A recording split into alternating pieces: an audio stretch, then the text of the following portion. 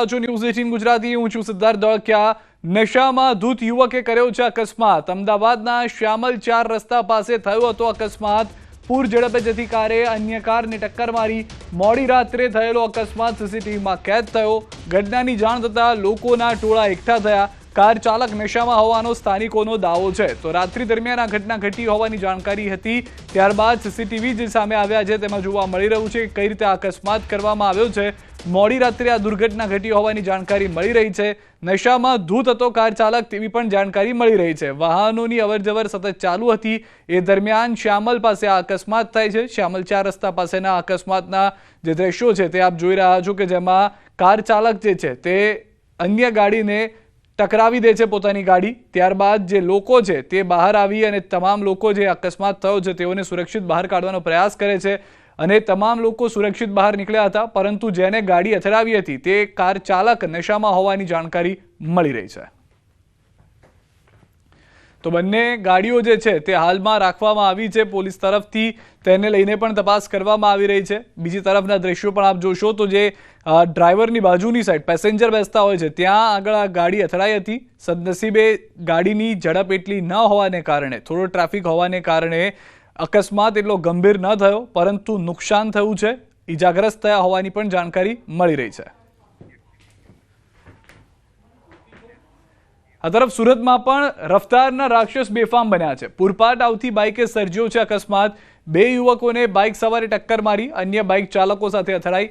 બારડોલીના ધામરોડ રોડની ઘટના અકસ્માતના સીસીટીવી સામે આવ્યા। 2 યુવકો રસ્તો ક્રોસ કરી રહ્યા હતા તે દરમિયાન પૂરપાટ ઝડપે આવતી બાઇકે ટક્કર મારી। અકસ્માતમાં ઇજાગ્રસ્તને સારવાર અર્થે ખસેડાયા। દ્રશ્યોમાં પણ આપને સ્પષ્ટ જોવા મળશે કે આ જે ઘટના ઘટી છે જેમાં બારડોલીના ધામરોડની આ ઘટના હોવાની પ્રાથમિક જાણકારી મળી છે।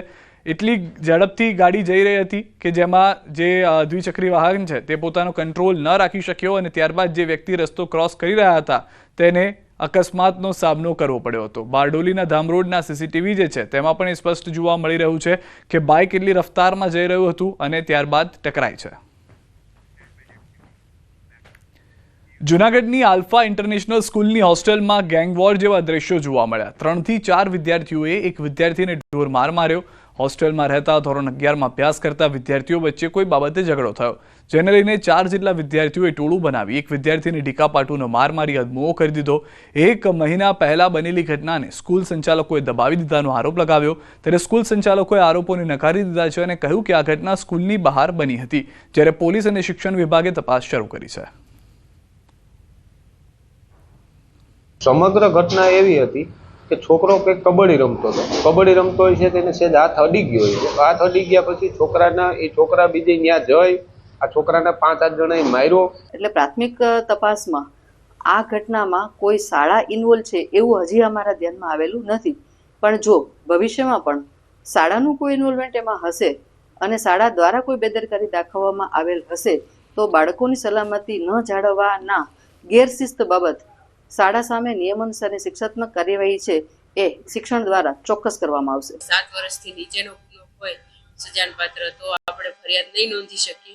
એની એક સાદી અરજી લઈ અને જુવેનાઇલ જસ્ટિસ બોર્ડની અંદર રિપોર્ટિંગ કરવાનું હોય છે અને બાકીના જે બાળકો છે કાયદાના સંઘર્ષમાં આવેલા એટલે કે જે મારતા હતા એ બાળકોનો ફોર્મ નંબર 1 ભરી અને જુવેનાઇલ જસ્ટિસ બોર્ડમાં રિપોર્ટ કરવાનો હોય છે। એ પછી અમને જાણ થતા વિડીયો મારફતથી અમે તાત્કાલિક ધોરણે બધા 5 વિદ્યાર્થીના પેરેન્ટ્સને બોલાવી અને કાર્યવાહી કરી અને બધા વિદ્યાર્થીઓને હોસ્ટેલમાંથી રજા આપી દીધી છે। કરવાનું હોય છે સ્કૂલમાં આ બનાવ બન્યો નથી, વિદ્યાર્થીઓ વચ્ચે ઝઘડો થયો હશે એને કારણે હોસ્ટેલના રૂમમાં આ મારામારીનો બનાવ બન્યો છે અને એ વિદ્યાર્થીઓ જે દોષિત હતા એને હોસ્ટેલમાંથી રાજાભાઈ ઝાલાએ કાઢી મૂક્યા છે। ડિવિઝન પોલીસ દ્વારા જુવેનાઇલ જસ્ટિસ એક્ટ મુજબ છે કાર્યવાહી હાથ ધરવામાં આવેલી છે। ભોગ બનનાર તથા માર મારનાર તમામ સગીર વયના હોય, જેથી કરીને જુવેનાઇલ જસ્ટિસ એક્ટના જે પ્રોવિઝન છે તે મુજબ સી ડિવિઝન પીએસઆઈ ચૌહાણના સમગ્ર રિપોર્ટની તપાસ હાથ ધરી રહેલા છે। અમદાવાદમાં દીકરીએ કરી છે સગી માતાની હત્યા। સોલાના સત્તાધાર પાસે વર્ધમાન ફ્લેટમાં બનાવ થયો છે. લગ્ન ન કરવા બાબતે ઝઘડો થતા હત્યા કરી.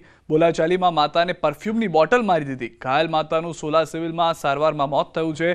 આરોપીની બહેને હત્યાની ફરિયાદ નોંધાવી છે. આરોપી વ્રજ મયંક કોન્ટ્રાક્ટરને પોલીસે દબોચી લીધા હોવાની જાણકારી મળી રહી છે. તો હાલમાં જે જાણકારી મળી રહી છે તે પ્રમાણે આ પરિસ્થિતિ પરિવારને લઈને હતી. દીકરાએ સગી માની હત્યા કરી દીધી છે.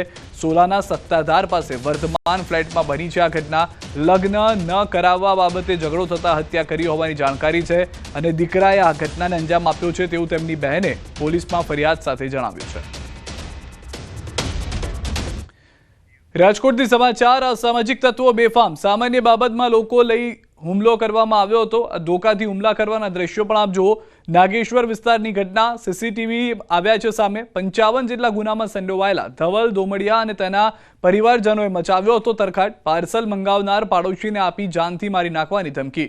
ડિલિવરી બોય દ્વારા ભૂલથી પાર્સલ મંગાવનારની ડોરબેલની જગ્યાએ પાડોશીની ડોરબેલ વગાડતા પાડોશીઓ વચ્ચે બોલાચાલી થઈ.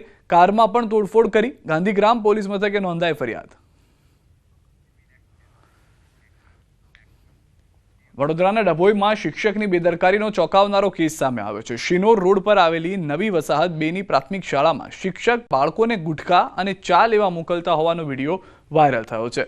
2 વિદ્યાર્થી શાળાથી લગભગ 300 મીટર દૂર ગુટખા અને તમાકુ લેવા ગયા હતા. તે સમયે કોઈ જાગૃત નાગરિકે આ વિડીયો બનાવ્યો. સમગ્ર મામલે હવે શાળાના આચાર્ય પ્રવીણ કટારાએ જવાબદારી સ્વીકારી છે અને કહ્યું છે કે અમારી ભૂલ થઈ છે. હવે આવી ભૂલ નહીં થાય. ગામના વડીલ માટે ગુટખા લેવા મોકલ્યા હતા.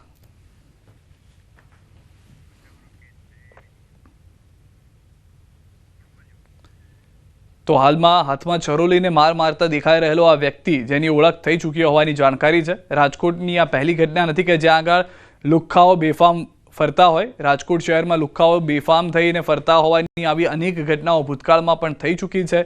કાયદા અને પરિસ્થિતિને લઈને, લો એન્ડ ઓર્ડરને લઈને આ પહેલા પણ સવાલો રાજકોટની અંદર ઉઠતા આવ્યા છે અને અત્યારે પણ ઉઠતા જોવા મળી રહ્યા છે. કારણ કે એકાદ બે લોકો હોય અથવા તો અંધારામાં થતી ઘટના હોય, કોઈ ન હોય અને થતી ઘટના હોય તો પણ હજી વિચાર્યા જેવું છે. આ તો આટલી બધી પબ્લિક હોવા છતાં આટલા બધા